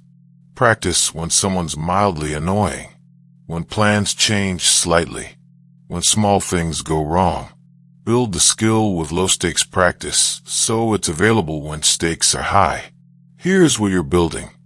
The ability to remain calm in chaos, to think clearly under pressure, to make good decisions when others are panicking. That's mental strength in action. When everyone else is losing their head, you keep yours. When everyone else is reacting emotionally, you respond strategically. When everyone else is controlled by circumstances, you control yourself. That's power. That's what makes you dangerous. Not physical strength, not intelligence. The ability to maintain control when everything is falling apart. Chapter 15. The power of emotional detachment. Let me be clear about what emotional detachment is and isn't. It's not being cold. It's not being uncaring. It's not shutting down emotionally. Emotional detachment is the ability to observe your emotions without being controlled by them, to care about things without being destroyed when they don't go your way, to be invested without being attached to outcomes. Most people are overly attached to outcomes, to other people's opinions, to their plans working out perfectly, and this attachment makes them fragile. When things don't go as planned, and they often don't, they break. Emotional detachment makes you resilient. You still care. You still try. But you're not destroyed by failure or rejection or disappointment. You can lose and be okay. Try and fail and try again. Here's how to develop emotional detachment. Distinguish between what you control and what you don't. You control your effort, your attitude, your response. You don't control outcomes, other people's reactions, external circumstances. Attach to what you control. Detach from what you don't. This isn't giving up. It's strategic focus. You can only influence what's in your control. Everything else is wasted emotional energy. But I want this outcome so badly. Want it. Work toward it. But don't attach your worth or peace to getting it. Do everything you can to succeed. Then accept whatever happens. Practice outcome independence. Do things for their own sake, not for the result. Work out because you're training your body, not for the visible results. Create because you're expressing yourself, not for likes or validation. Have conversations because connection matters, not because you need a specific response. When you're outcome independent, you can't be broken by failure. You did the thing. That's success. The outcome is just information. But if I don't care about outcomes, won't I stop trying? No. You try as hard as you can. You just don't let your emotional state depend on the outcome. You can be fully invested in the process while detached from the result. Think of it like this. A professional athlete gives 100% effort, trains intensely, prepares meticulously. But after the game, win or lose, they move on. They don't spend weeks devastated by a loss. They learn from it and prepare for the next game. That's emotional detachment, full effort, strategic reflection, then moving forward regardless of outcome. Let go of needing to be right. Most people are emotionally attached to being right. When someone challenges their view, they get defensive, angry. They need to win the argument. Emotionally detached people don't need to be right. They want truth. If someone shows them they're wrong, great. Now, they know something they didn't know before. Being corrected is valuable, not threatening. This frees you. You're not defending your ego constantly. You're just seeking truth. And that makes you much more effective. Stop seeking validation. If you need validation from others, you're emotionally attached. Their opinion controls your emotional state. They approve, you feel good. They disapprove, you feel bad. You've given them control. Emotionally detached people validate themselves. They know what they're trying to accomplish. They know their values. Others' opinions are just information, not verdicts on their worth. This doesn't mean being arrogant or dismissive. You can listen to feedback without being controlled by it. You can care what people think without needing their approval. Accept impermanence. Everything is temporary. Good times don't last. Neither do bad times. Success is temporary. So is failure. Relationships change. Circumstances change. You change. When you deeply accept impermanence, you hold things more lightly. You enjoy good times without clinging to them. You endure bad times knowing they'll pass. You're not desperately attached to things staying the same. This makes you incredibly free. You're not constantly afraid of losing what you have. You appreciate it while it's here and accept when it's not. But isn't this depressing? Nothing matters. Everything matters. You just don't attach your emotional stability to external things. You can love people deeply without needing them to be a certain way. You can pursue goals passionately without being destroyed if they don't work out. Detachment isn't apathy. It's freedom from being controlled. You engage fully with life. You just don't let life's ups and downs dictate your internal state. Here's what emotional detachment looks like in practice. You start a business. You give it everything. You work intensely. But you're not attached to it succeeding. You are committed to the process. If it fails, you learn and try something else. If it succeeds, great. Either way, you're okay. Or you love someone. Deeply. Fully. But you're not attached to them loving you back. You express your feelings. If they reciprocate, beautiful. If they don't, okay. You're not destroyed because your worth isn't dependent on their response. Or you train for competition. Give it your all. Race day comes. You perform well but don't win. You're disappointed but not devastated. You gave your best. The outcome is just data. Time to train for the next one. See the pattern? Full engagement. Zero attachment. That's the balance. Emotional detachment isn't easy to develop. Your ego wants to attach. To make things mean something about your worth. To need validation. To control outcomes. But those attachments create suffering. Practice letting go. Of outcomes. Of needing to be right. Of requiring validation. Of controlling others. Practice engaging fully while holding lightly. Over time, you become incredibly resilient. Nothing can break you because you're not fragile in the first place. You're detached. And detachment is power. Karakter Saisi 100, 000 Footy Yaklasir, Kalen Balam Larry Tamam Lyro. Chapter 16. Converting Fear to Fuel.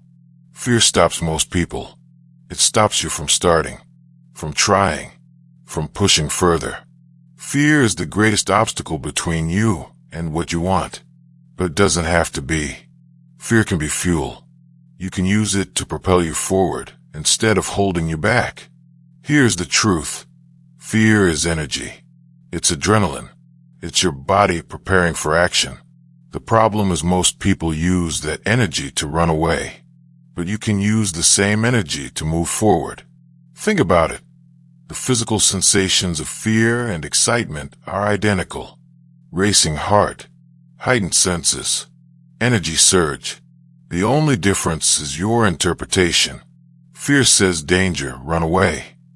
Excitement says challenge, let's go. You can choose which interpretation to use. Literally, you feel the sensation and you decide. Is this fear or excitement? Most people automatically label it fear. You can deliberately label it excitement. But I am scared. I can't just pretend I'm excited. You're not pretending. You're reinterpreting. The physical state is neutral. Your label determines your response. Label it fear. You'll run. Label it excitement. You'll engage. Try this. Next time you feel fear, say out loud, I'm excited about this. Your body doesn't know the difference. It just knows there's energy available. You're directing that energy forward instead of backward. Here's how to convert fear to fuel. Recognize fear as information. Fear tells you something matters. If it didn't matter, you wouldn't be scared.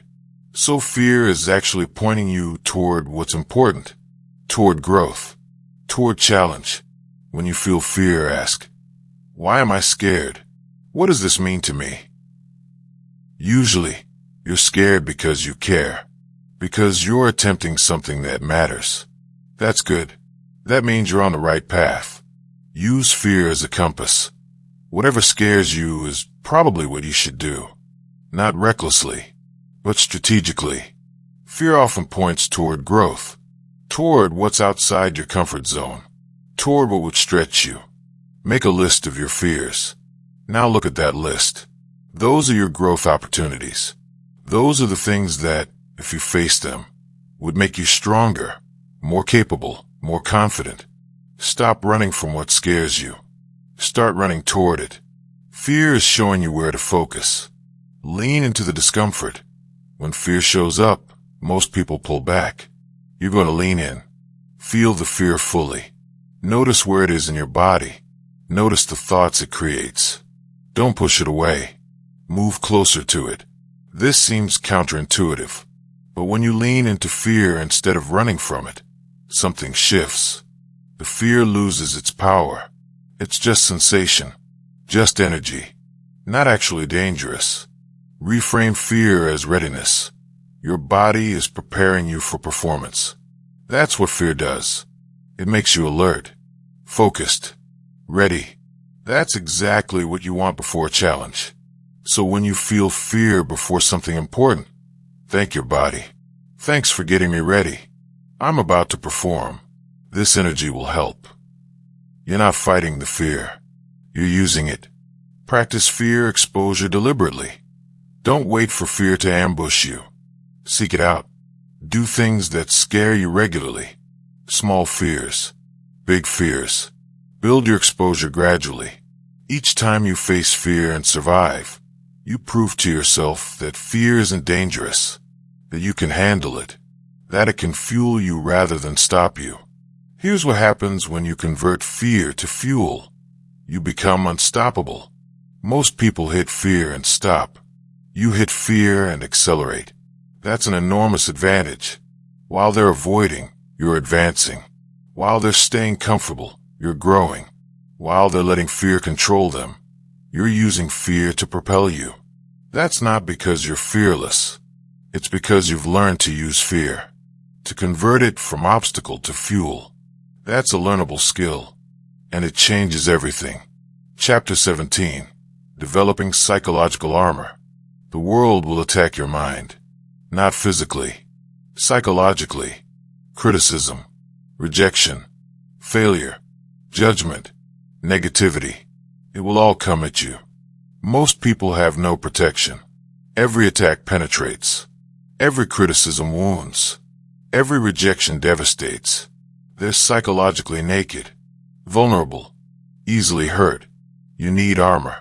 Psychological armor that protects your mind while still allowing you to engage with reality. Here's what psychological armor is.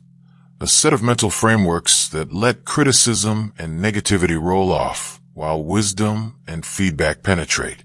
You're not building walls that keep everything out. You're building filters that keep the useful in and the harmful out.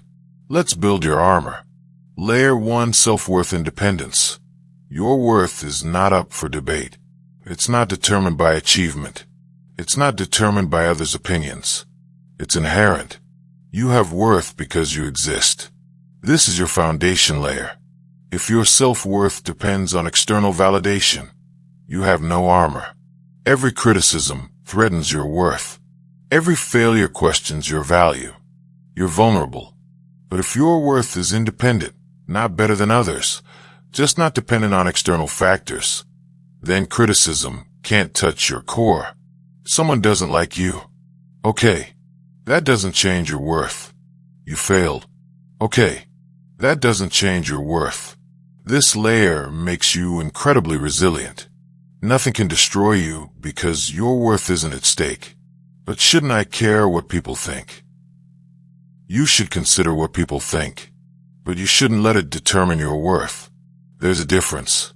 You can listen to feedback without letting it destroy you. Layer 2. Criticism filter. Not all criticism is equal. Some is valuable. Some is garbage. You need a filter that lets valuable criticism through while blocking garbage. Valuable criticism comes from people who want you to improve, who have relevant expertise, who are trying to help. This criticism should penetrate your armor. Consider it. Learn from it. Garbage criticism comes from people who want to feel superior, who have no relevant expertise, who are just being negative. This should bounce off your armor. Ignore it. The filter is simple. Ask, is this person trying to help me or hurt me? Do they have expertise in this area? Is there truth in what they're saying?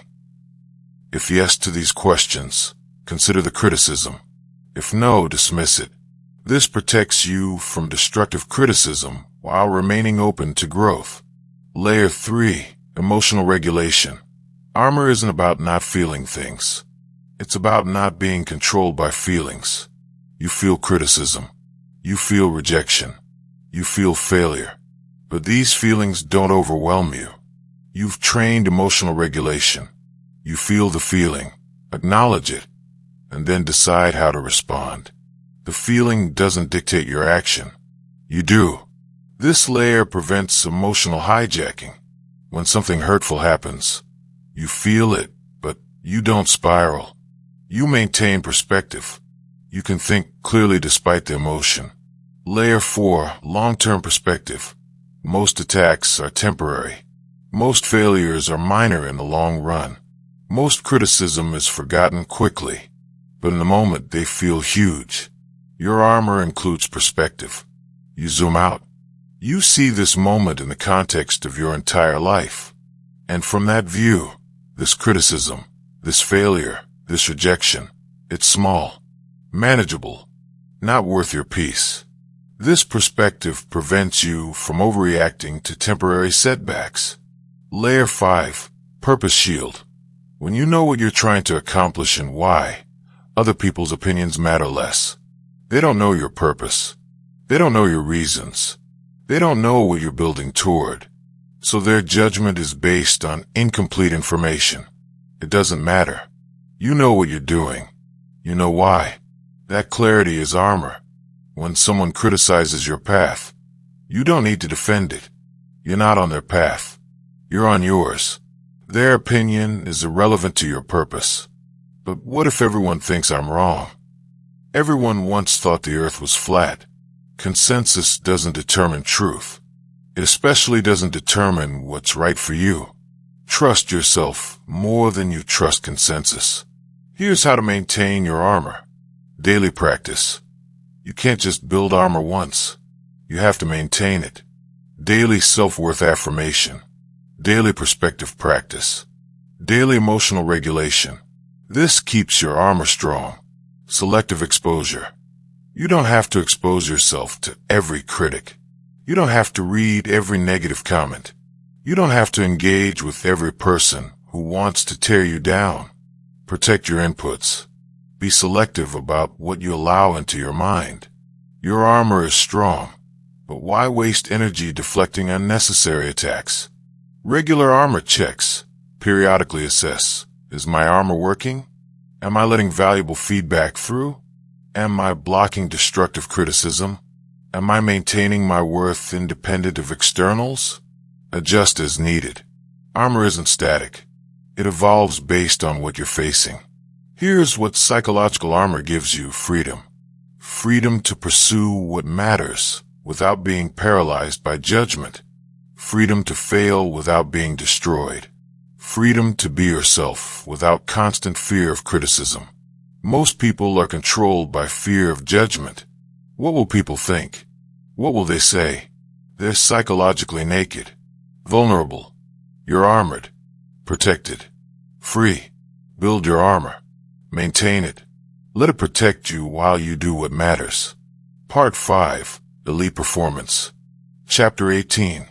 Decision-making under extreme pressure. The quality of your life is determined by the quality of your decisions, and your hardest decisions will come under pressure. When everything's calm, decision-making is easy. But when you're stressed, scared, overwhelmed, exhausted, that's when decision quality usually drops. That's when most people make terrible choices. But it doesn't have to. You can make excellent decisions under pressure. It's a trainable skill. Let's build your pressure decision framework. Pre-decide whenever possible. The best time to make a decision is before pressure arrives. When you're calm, thinking clearly, not reactive. Identify decisions you'll face under pressure and decide now. What will you do if you lose your job? What will you do if the business starts failing? What will you do if a relationship becomes toxic? Decide now. Write it down. Then when pressure hits, you don't need to decide. You already have. You just execute. This eliminates panic decisions. You're not scrambling to figure out what to do while under pressure. You're following the plan you made while clear-headed. Slow down time. Under pressure, everything feels urgent. You feel rushed. You need to decide now. But that urgency is usually false. Most decisions can wait a few hours or days. When you feel pressure to decide immediately, slow down. Take a breath. Ask, do I actually need to decide right now? Or does it just feel urgent? Usually, you have more time than you think. Even if you only buy yourself an hour, that hour lets your stress response calm down, lets you think more clearly. That's worth it. Return to principles. Under pressure, you can't think through everything. Too much information. Too much stress. So don't try. Return to your core principles. What matters to you? What are you trying to accomplish? What do you value? Let your principles guide the decision. This simplifies everything. Instead of weighing infinite options under pressure, you ask, which option aligns with my principles? That's easier to answer. But what if I don't know my principles? Figure them out now, before pressure. What do you stand for? What won't you compromise on? What's your definition of success? Clarify this now, so you have it when you need it. Use the October 10th 10 framework. When facing a decision under pressure, ask, how will I feel about this decision in 10 minutes? In 10 months? In 10 years? This gives perspective. Some decisions feel critical in the moment, but won't matter long term. Some decisions seem minor, but have huge long-term impact. The October 10th 10 framework helps you see which is which. Make decisions based on long-term impact, not short-term emotion. Consult but decide. Under pressure, it's tempting to outsource the decision. Ask everyone what they think. But too many opinions creates paralysis. Get input from 2 to 3 trusted people max.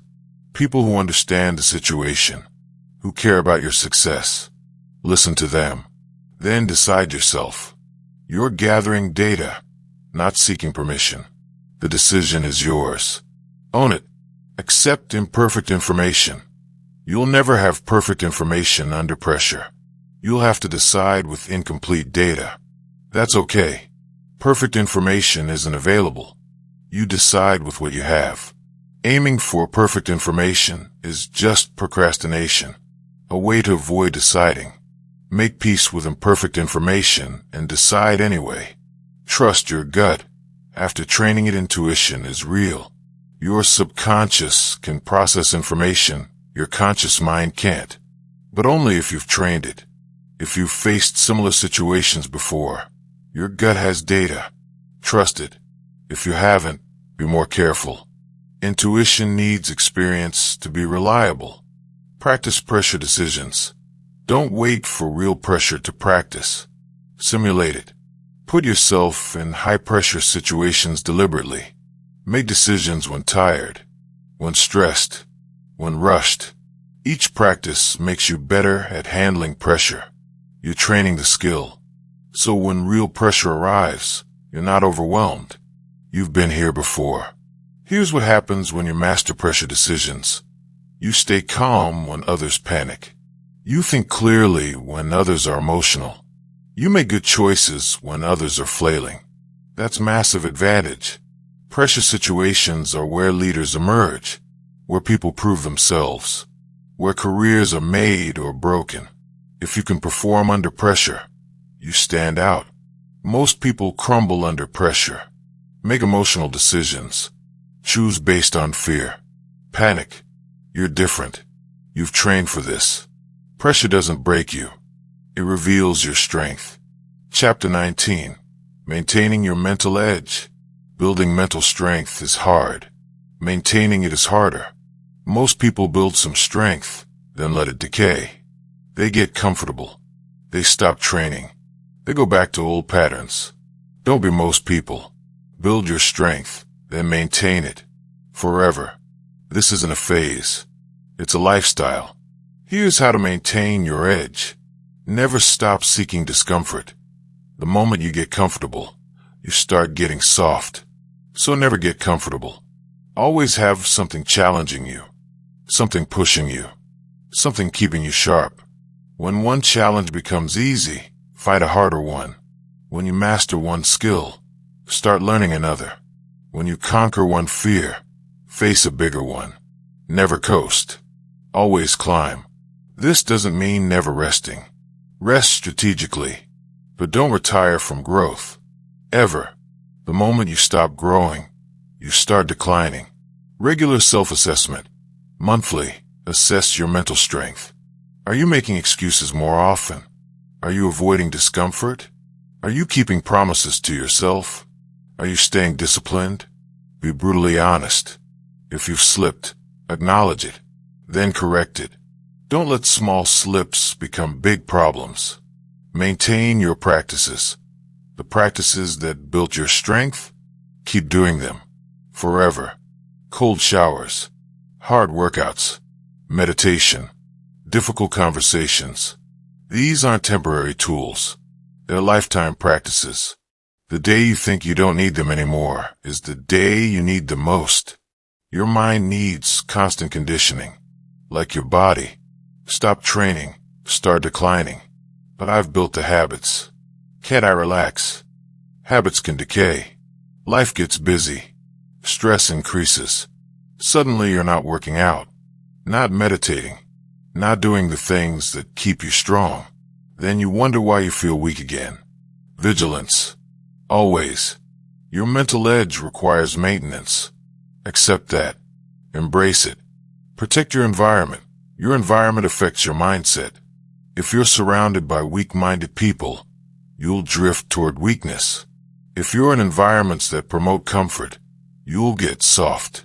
Design your environment deliberately. Surround yourself with people who challenge you, who don't accept excuses, who hold high standards. Their influence keeps you sharp. Avoid people who drag you down, who promote comfort, who make excuses. Their influence is corrosive. Keep raising standards. The standards that got you here won't keep you here. You need to continuously raise them. What was excellent last year should be minimum this year. Never be satisfied with your current level. There's always another level. Always more strength to build. Always more capability to develop. This isn't about never being content. It's about never being complacent. You can be grateful for where you are while still striving for more. Embrace seasonal intensity. You can't be at maximum intensity all the time, but you can have seasons of high intensity. Periods where you push harder, climb higher, challenge yourself more.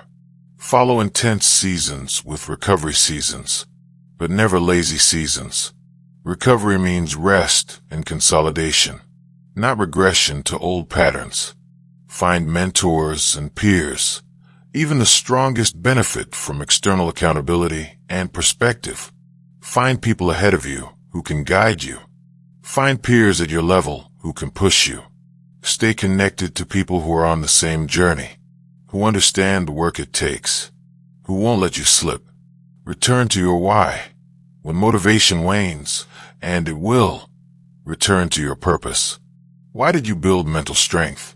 What are you trying to accomplish? What kind of person are you becoming? Your why anchors you when things get hard, when you want to quit, when you want to go back to comfortable. Your why reminds you that the discomfort is worth it. What if I lose my edge? What if I become soft? Then you rebuild. You've done it before. You know how. You recognize the weakness, recommit to the practices, and build back stronger. Losing your edge isn't permanent failure. It's feedback. It's information that you've gotten comfortable. Time to get uncomfortable again. Here's the truth. Maintaining your edge is harder than building it initially. Building has novelty, excitement. Maintaining is just grinding. Day after day, year after year, doing the same practices, fighting the same temptations toward comfort. That's why most people don't maintain. It's hard. It's boring. It never ends. But that's exactly why maintaining is so valuable. Most people can't do it, but you can. Your mental edge is your most valuable asset. Protect it. Maintain it. Never let it dull. That edge is what makes you dangerous. What makes you capable. What makes you unstoppable. Keep it sharp. Forever. Part 6. Implementation. Chapter 20. The 30-Day Mental Strength Protocol. You have the framework. You understand the principles. Now it's time to act. Here's your 30-day protocol to build real, measurable mental strength. This isn't theory. This is practice. Daily actions that, done consistently for 30 days, will transform your mind. The rules follow this exactly. No modifications. No, I'll start tomorrow. No excuses. 30 days. Every day. Commit now. Week 1, Foundation. Day 1 to 7, focus on establishing baseline practices. You're building the foundation, everything else stands on. Morning routine, non-negotiable. Wake up at the same time every day. Set your alarm. No snooze. When it goes off, get up. Immediately. Don't negotiate. This is your first win of the day. Cold shower. 2 minutes minimum. Turn it to cold. Get in. Stay in. Breathe through the discomfort. Every morning. This trains your mind that discomfort is tolerable. 10 minutes of meditation. Sit. Breathe. When your mind wanders, bring it back. You're training focus. Attention control. Daily discipline, non-negotiable. Exercise. Doesn't matter what. 30 minutes minimum. Something that challenges you physically. Your body and mind are connected. Strong body supports strong mind. Do one thing that makes you uncomfortable. Something outside your comfort zone. Small or large doesn't matter. The practice of choosing discomfort matters. No social media until evening. Your attention is yours to control. Don't give it away first thing. Protect your morning. Evening routine. Reflect 10 minutes. What went well? What didn't? What you learned. Prep tomorrow's priorities. Phone away 30 minutes before bed. Sleep well. Track habits daily. Build self-trust. Week 2. Keep all habits. Add 3-minute cold shower plus 20 push-ups. Fast till noon. Face one hard thing daily. Exercise 45 minutes. Write 3 gratitudes. Week 3. 4-minute shower. Meditate 20 minutes. Set 3 priorities. Finish them before leisure. Take 1 step toward a fear. No complaining. Evening. Honest 20-minute review. No excuses. Week 4. 0 negotiation. 5-minute shower. Help someone daily. Reflect on all 30 days. Compare to day 1. Continue or decline. Your choice. After 30 days. Don't stop. Adjust intensity, but stay disciplined. You've proven strength, live it. Becoming unstoppable. Knowledge means nothing without action. Most quit. You won't. No excuses. No quitting. Feel emotions, act anyway. Choose growth over comfort. Progress over perfection. Be self-driven. Do the work even when you don't want to. Fail, learn, continue. You decide. Weak comfort or strong discomfort. Start now. Build the mind that scares people. Be unstoppable.